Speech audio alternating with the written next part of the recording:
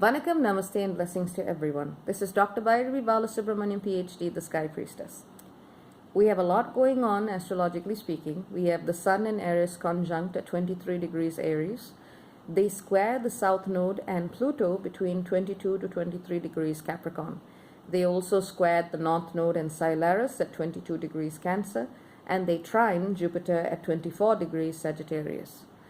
Basically, the Sun and Aries together create this powerful influx of energy and an opportunity to expand our sense of conscious awareness. It is a time of potentially accelerated evolutionary growth.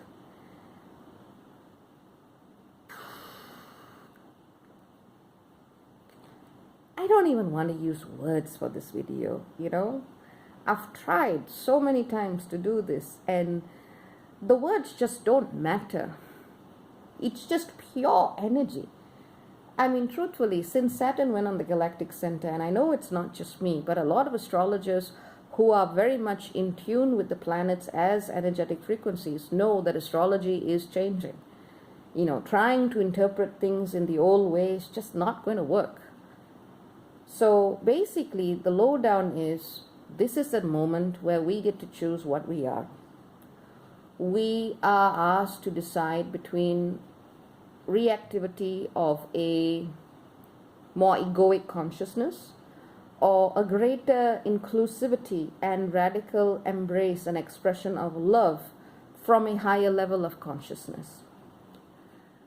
Not everything that calls itself higher consciousness necessarily is. Not everything that appears to be lower, for example, connections on the earth, are necessarily bad either. I'm just using the term for a heuristic purpose.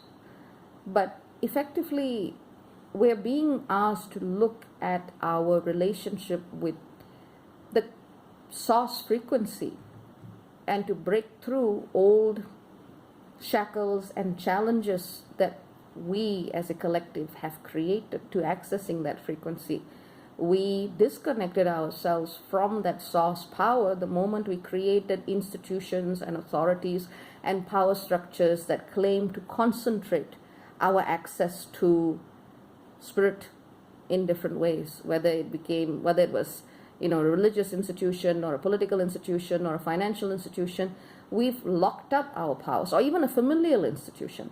We've locked up our power, and we're kind of breaking the cages, we're breaking the walls down, and we are being asked to radically recognize our innate sovereignty and our ability to walk away and to actually find true liberation in the self. And this is a powerful spiritual moment for us.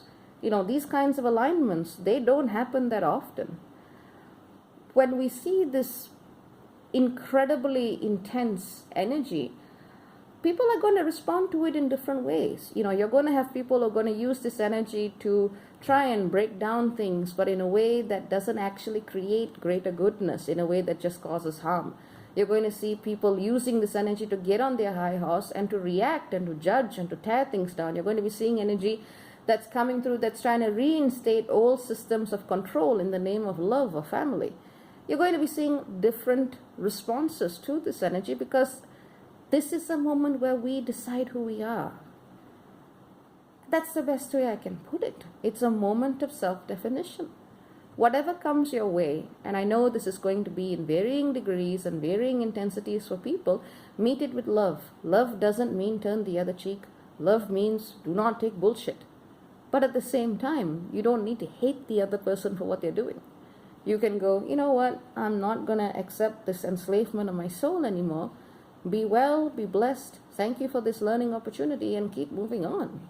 Love is, we need to reclaim the understanding of the word love from the way language and cultural conditioning has kind of pigeonholed it as being. We talk about love as complete acceptance, but it's not acceptance as we look at it in the three-dimensional self. Love is not putting up with abuse. Love is not putting up with injustice. Love is being able to meet these situations and still be able to forgive. Not to condone these misdemeanors, but to be able to forgive. We're being asked to step into that multidimensional experience of love-based energy that at the one hand can be very soft and yielding, and at the other hand can be very fierce and very, very compassionate. That's the only real solution to any of this. And I have to say this because there's a lot of people out there who's going to use the word love, love, love and just recreate all abusive energetic patterns, because the word love is probably the most abused word in the human dictionary. But that's exactly what we are being asked to reclaim right now. It is to step into greater love, but the love that actually comes from that source frequency of the universe. And it's a powerful symbol that we've recently been able to see with our human eyes. The image of the supergalactic center at M87, that's at 1 degree Libra, where we've actually been shown that gift. It's a symbol for all of us to renegotiate the contract, to break through the shackles of the mind and the human frameworks that have bound us to navigate karma and spirit in specific ways. And it's such a monumental movement of energy, one that is expressing itself in all ways in our lives. We are being asked to step into the light, into the love. That's the only way I can express it. But that isn't the stereotype way that we talk about it. You know, not everything that glitters is particularly sacred. Not everything that calls itself love is particularly loving. There's a lot of falsehood out there, and we're being asked to burn through the bullshit. And as we do so, we actually see the truth. And it's so challenging when it comes from, you know, things that are near and dear to us. When it comes from our homes, our ancestry, our culture, our family, and you know how it is. There's a lot of toxic drama that goes on there. Sometimes love is walking away. It is just very, very, very context specific. The best advice I can give you is to do what makes you feel truly alive and truly liberated. And no, that's not your knee-jerk reactions. That's not you riding the high horse of righteousness. It is doing the thing that makes you come alive within, and that goes so far beyond the ego. The moment you need to cut someone down for the sake of cutting someone down, that ain't you setting your boundaries. That's just you being a prick. Sorry, gendered term, but you know what I'm getting at. You know, if at the moment you feel the righteous need to correct someone because you know all the answers, that's not about truth. That's about ego. And at the same time, when you do those same actions and come from a place of love, it's a completely different thing. You might end up saying the same thing, but the way you say it and the reason you say it creates an energetic ripple that just is undescribable. You know, this is a time where we are all lights. We are all beautiful pillars of light, and these lights need to guide each other home.